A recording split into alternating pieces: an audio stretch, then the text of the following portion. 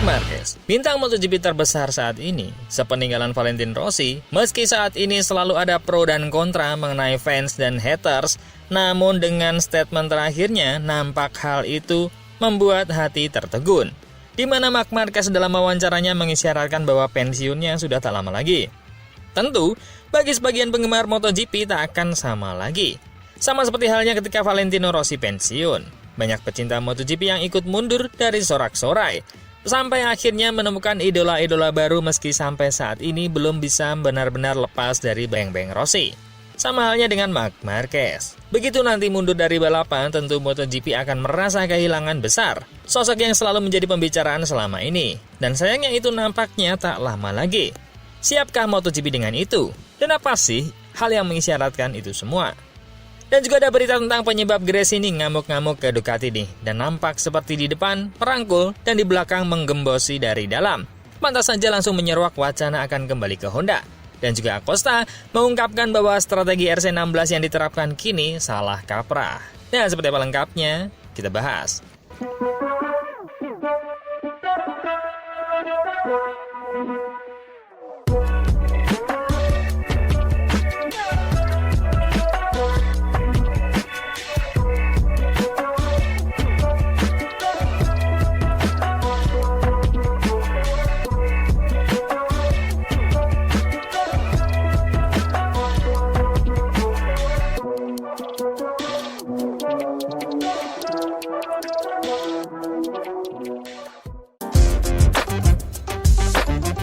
Kalau kita melihat dari sudut pandang Marc Marquez, ada satu hal yang mulai terasa berbeda belakangan ini. Bukan lagi sekedar soal hasil balapan, bukan juga soal rivalitas di lintasan, tapi tentang waktu yang perlahan mulai mengejar seorang legenda yang masih aktif bertarung.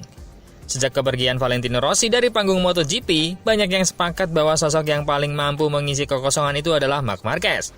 Dia bukan hanya pembalap dengan segudang gelar, tapi juga figur yang selalu menghadirkan cerita di setiap akhir pekan balapan. Entah itu aksi heroik, manuver nekat, hingga kontroversi yang membuat namanya selalu menjadi pusat perhatian. Namun kini arah cerita itu mulai berubah. Dalam pernyataan terbarunya, Marquez tidak lagi sekedar berbicara soal target atau ambisi, tapi mulai menyentuh sesuatu yang jauh lebih dalam. Dia bahkan mengatakan, "I feel like I am at my last dance." Sebuah kalimat yang sederhana, tapi terasa sangat berat. Kalimat itu seperti pengakuan jujur bahwa dia sadar waktunya di MotoGP sudah tidak panjang lagi. Selama ini Marquez dikenal sebagai sosok yang selalu melawan batas. Bahkan ketika tubuhnya berkali-kali dipaksa menyerah oleh cedera, dia tetap kembali, tetap mencoba dan tetap memaksakan dirinya berada di level tertinggi. Namun sejak insiden besar pada tahun 2020, segalanya tidak pernah benar-benar sama. Operasi demi operasi, pemulihan panjang, hingga rasa sakit yang terus datang, perlahan mulai menggerus kondisi fisiknya. Dia mungkin masih memiliki kecepatan dan insting balap yang luar biasa, tapi tubuhnya kini tidak lagi sekuat dulu. Di titik inilah realita mulai terasa semakin nyata. Marquez tidak hanya bertarung melawan rival di lintasan, tapi juga melawan dirinya sendiri. Dan ketika seorang pembalap seperti dia mulai berbicara tentang last dance, itu bukan sekedar ungkapan emosional, tapi sinyal bahwa fase akhir karirnya benar-benar sudah mulai terlihat. Situasi ini seakan mengulang memori ketika Rossi memutuskan untuk pensiun. Saat itu banyak penggemar merasa MotoGP kehilangan sesuatu yang tidak tergantikan. Balapan tetap berjalan, rivalitas tetap ada, tapi atmosfernya terasa berbeda. Seiring waktu, memang muncul nama-nama baru, tapi bayang-bayang Rossi tetap hidup, dan kini MotoGP tampaknya akan kembali menghadapi momen serupa. Karena suka atau tidak, Marquez adalah magnet utama saat ini. Dia selalu menghadirkan cerita, selalu menciptakan momen, dan selalu menjadi alasan banyak orang untuk menonton. Dia bisa dicintai, bisa juga dikritik, tapi tidak pernah bisa diabaikan. Kehadirannya memberikan warna yang membuat MotoGP terasa hidup. Dan ketika hari itu benar-benar tiba, ketika dia memutuskan untuk berhenti, kehilangan itu akan terasa besar. Bukan hanya bagi para penggemar, tapi juga bagi seluruh dunia MotoGP. Karena pembalap seperti Marc Marquez tidak datang setiap generasi. Kini yang tersisa adalah satu pernyataan yang terus menggantung. Apakah masih ada satu momen besar yang bisa dia ciptakan sebelum semuanya berakhir? Satu gelar juara dunia lagi. Satu penutup sempurna untuk karir yang sudah begitu luar biasa. Namun pada akhirnya, seperti yang tersirat dalam kalimatnya sendiri, ini mungkin adalah tarian terakhir dari seorang legenda yang selama ini selalu menolak untuk berhenti. Berita kedua, hubungan antara Gresini Racing dan Ducati kini mulai memunculkan retakan yang tak lagi bisa ditutupi dengan pernyataan diplomatis. Di permukaan, semuanya terlihat masih harmonis. Davide Tardosi bahkan menegaskan bahwa Ducati ingin mempertahankan Gresini sebagai bagian penting dari proyek mereka di MotoGP. Namun di balik itu, ada dinamika yang justru membuat situasi terasa seperti dirangkul dari depan, tapi digembosi dari belakang. Gresini berada di posisi yang tidak sepenuhnya nyaman. Mereka adalah tim yang ikut membesarkan dominasi Ducati dalam beberapa musim terakhir. Bahkan sejak era Enea Bastianini, ketika kemenangan sensasionalnya di awal musim menjadi bukti bahwa tim ini bukan sekedar satelit biasa. Namun perlahan, keputusan-keputusan strategis Ducati mulai terasa tidak sepenuhnya berpihak pada mereka. Semua memanas saat nama Fermin Aldeguer masuk dalam pusaran. Secara status, dia memang berada dalam proyek besar Ducati, tapi bukan milik sepenuhnya Gresini. Kontrak langsung dengan pabrikan membuat timnya tidak punya kendali penuh atas masa depannya. Ketika muncul indikasi kuat bahwa Aldeguer justru akan dipindahkan ke VR46 Racing Team, situasi ini langsung memicu kekecewaan besar di internal Gresini. Bagi Gresini ini bukan sekedar kehilangan pembalap, tapi soal arah dan masa depan tim. Mereka seperti hanya dijadikan batu loncatan, tempat pembalap berkembang sebelum akhirnya ditarik ke struktur yang dianggap lebih strategis oleh Ducati. Kondisi ini membuat posisi mereka semakin lemah dalam persaingan, karena sulit membangun proyek jangka panjang jika talenta terbaik mereka bisa diambil kapan saja. Di tengah ketegangan itu, muncul kembali wacana lama yang kini terasa semakin masuk akal. Potensinya kembali Gresini ke Honda.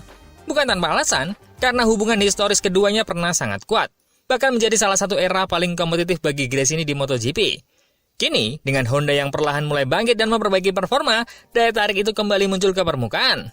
Situasi ini membuat masa depan Ducati sedikit berada dalam bayang-bayang ketidakpastian. Selama ini, kekuatan mereka tidak hanya datang dari tim pabrikan, tapi juga dari solidnya jaringan tim satelit.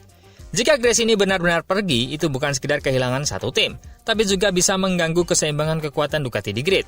Di sisi lain, bagi Gresini, ini bisa menjadi momentum untuk mengambil kembali kendali penuh atas arah tim mereka sendiri. Tidak lagi berada di bayang-bayang kebijakan pabrikan, tapi membangun proyek yang benar-benar mereka pegang sepenuhnya. Menjelang musim 2027, situasi ini terasa seperti bom waktu yang siap meledak kapan saja. Pertanyaannya, kini bukan lagi sekedar rumor atau tidak, tapi apakah hubungan ini masih bisa dipertahankan atau justru akan berakhir dengan keputusan besar yang mengubah peta kekuatan MotoGP secara keseluruhan.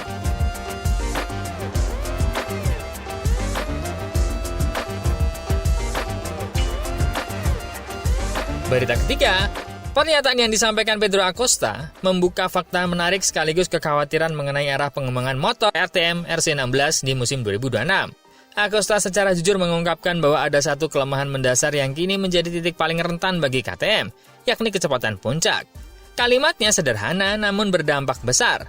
Kecepatan tinggi menjadi aspek yang paling tertinggal dari motor mereka saat ini. Pengakuan ini secara tidak langsung mengisyaratkan bahwa strategi pengembangan RC16 kemungkinan besar tidak berjalan sesuai arah yang diharapkan. Jika menengok ke belakang, situasi ini terasa kontras.